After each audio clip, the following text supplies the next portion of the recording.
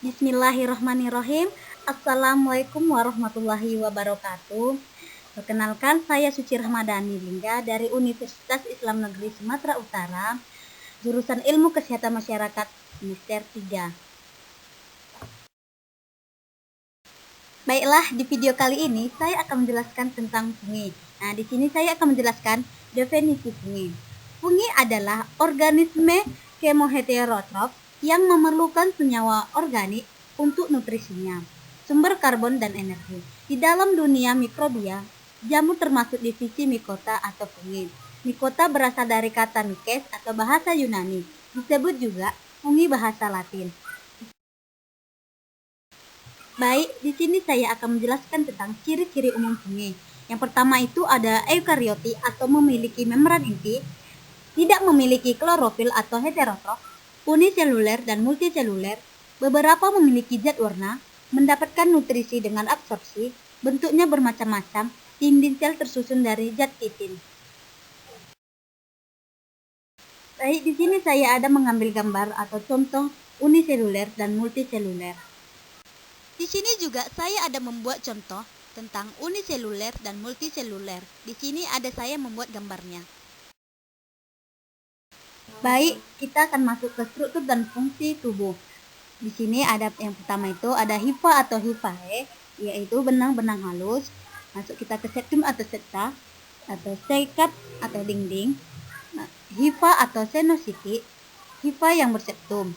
Miselium atau misel, hifa yang bercabang membentuk anyam.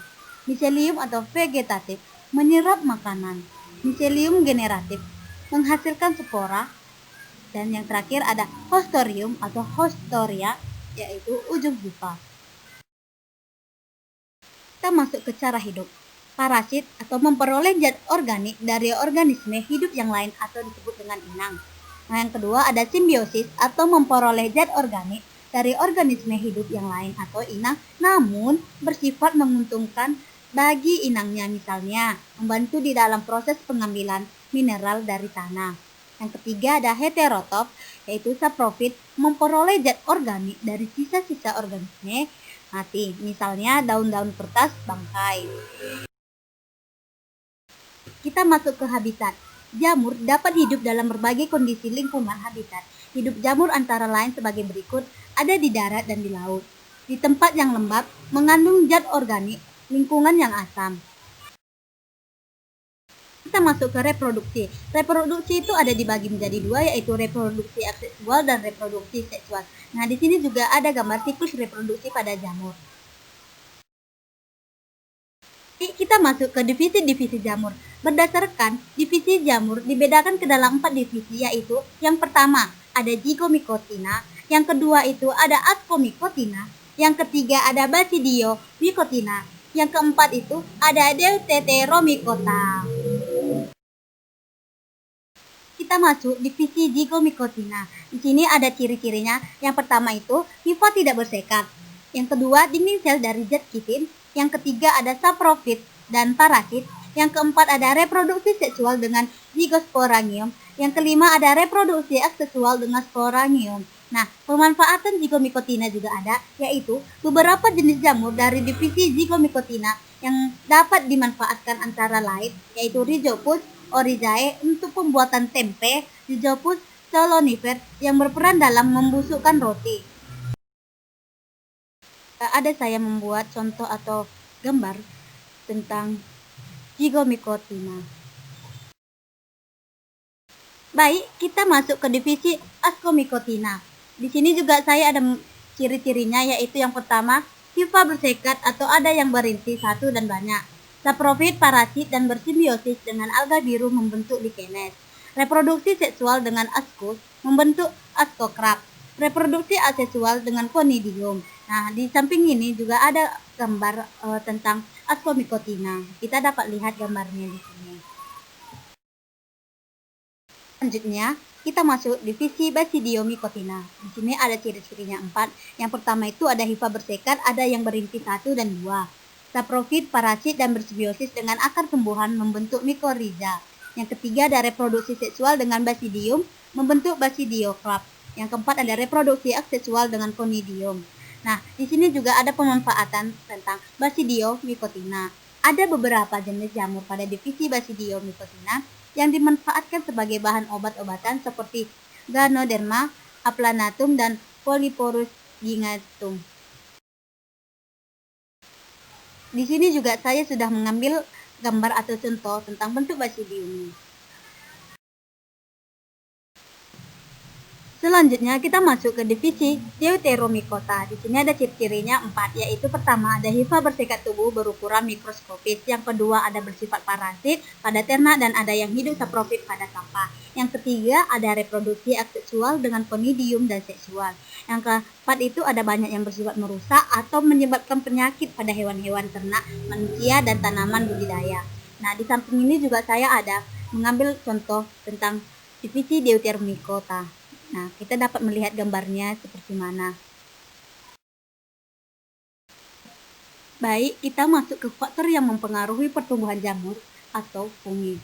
Pada umumnya, pertumbuhan fungi dipengaruhi oleh faktor substrat, kelembapan, suhu, derajat keasaman substrat atau disingkat dengan pH-nya, dan senyawa-senyawa kimia di lingkungannya. Substrat merupakan sumber nutrien utama bagi fungi. Nutrien-nutrien baru dapat dimanfaatkan sesudah fungi mengekskresi enzim ekstraseluler yang dapat mengurai senyawa-senyawa kompleks dari substrat tersebut menjadi senyawa-senyawa yang lebih sederhana. Kelembapan. Faktor ini sangat penting untuk pertumbuhan fungi. Pada umumnya, fungi tingkat rendah seperti Rhizopus atau Mucor memerlukan lingkungan dengan kelembapan nisbi 90%. Suhu. Berdasarkan kisaran suhu, lingkungan yang baik untuk pertumbuhan fungi dapat dikelompokkan sebagai fungi vesikrofil, mesofil, dan termofil. Secara umum, pertumbuhan untuk kebanyakan fungi adalah sekitar 25-30 derajat Celcius. Derajat keasaman atau pH.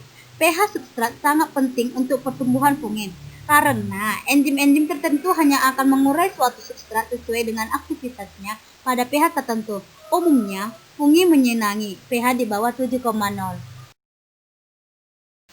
Baik, selanjutnya kita masuk peranan jamur dalam kehidupan. Peranan jamur dalam kehidupan spesies Zygomycetes yang bermanfaat dalam pembuatan makanan, misalnya Rhizopus. Beberapa spesies anggota Zygomycetes antara lain Rhizopus, Flebolus, dan Nutsort. Peran Ascomycotina dalam kehidupan. Berperan dalam proses fermentasi, misalnya proses pembuatan tape yaitu jamur Aspergillosorza. Proses pembuatan roti yaitu jamur Saccharomyces cerevisiae. Proses pembuatan kecap yaitu jamur Aspergillus pentim. Proses pembuatan oncom yaitu Neurospora cytophila. Proses pembuatan keju Penicillium camerti dan Penicillium requoforti. Proses pembuatan alkohol Saccharomyces cerevisiae. Yang merugikan parasit pada daun tanaman mangga, jambu, jeruk yaitu Melio lamangifera erycipes. Parasit pada daun tumbuhan membentuk haustoria untuk mengambil makanannya dari sel hospesnya, menghasilkan tepung putih yang disebut lapuk bedak. Furasium menyebabkan busuk pada kentang, tomat, dan lain-lainnya. Penyebab penyakit keputihan atau kandidosis yaitu Candida albicans. Baiklah, sekian video singkat saya. Apabila ada pengucapan yang salah dalam menjelaskan, saya mohon maaf. Wabillahi taufiq wal hidayah. Assalamualaikum warahmatullahi wabarakatuh.